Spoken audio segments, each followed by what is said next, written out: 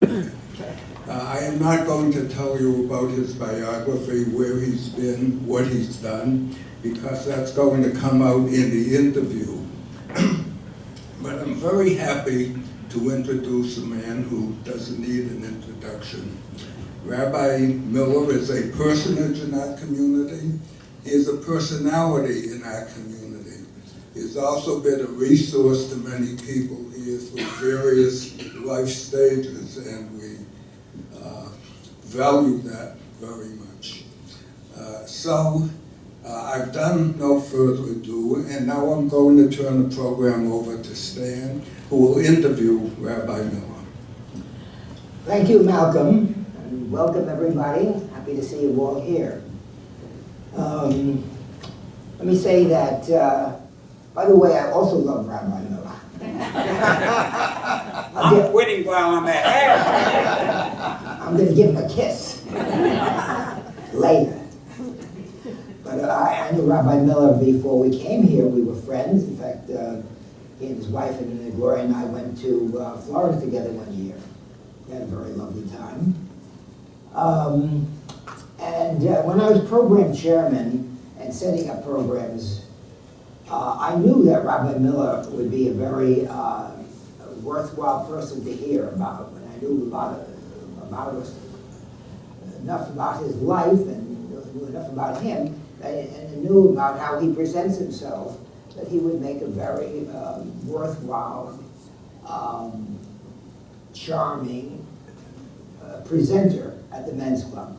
So I asked him way back whether he would like to present to the men's club, and he hemmed and hawed and had all kinds of reasons why he just couldn't do it.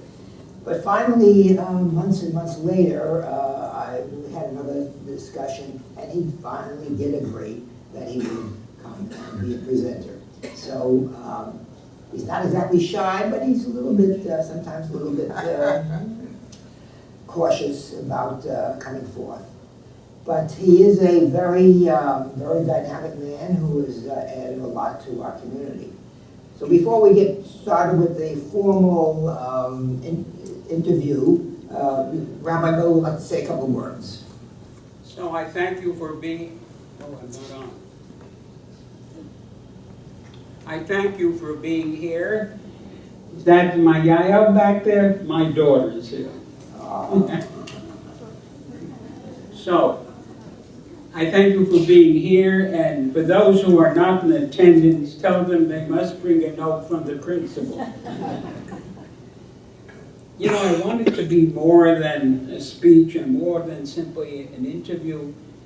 I really want it to be a dialogue, and so I asked that a great deal of time be set aside for questions.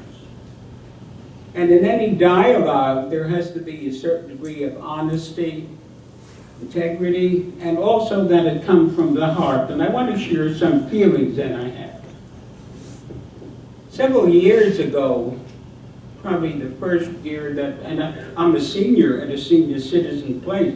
I'm here almost 5 years, but several years ago, I officiated at the only funeral I ever did.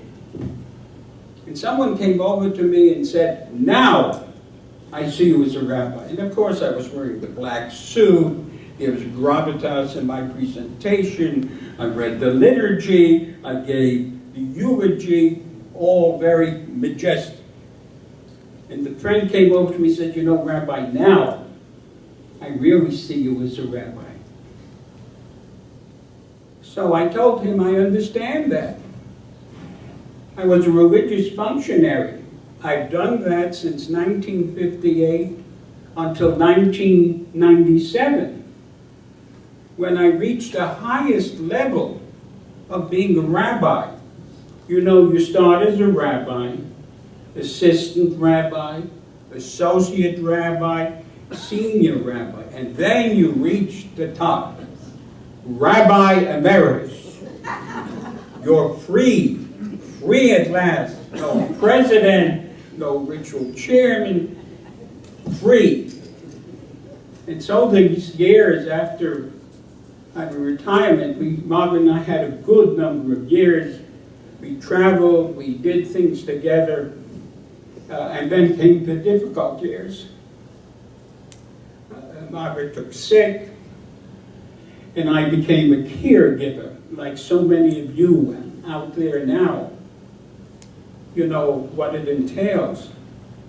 Well, she passed away, and my kid said to me, "Dad, you don't have anybody to talk to.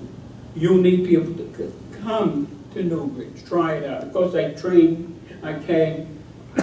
And the first thing I did, I went over to the religious functionaries, Rabbi Karen, Rabbi Judy, and Rabbi Sarah. I said, "Look, you must understand I'll carry the title rabbi. I've been carrying that title for over 50 years. But I'm not going to be a religious functionary."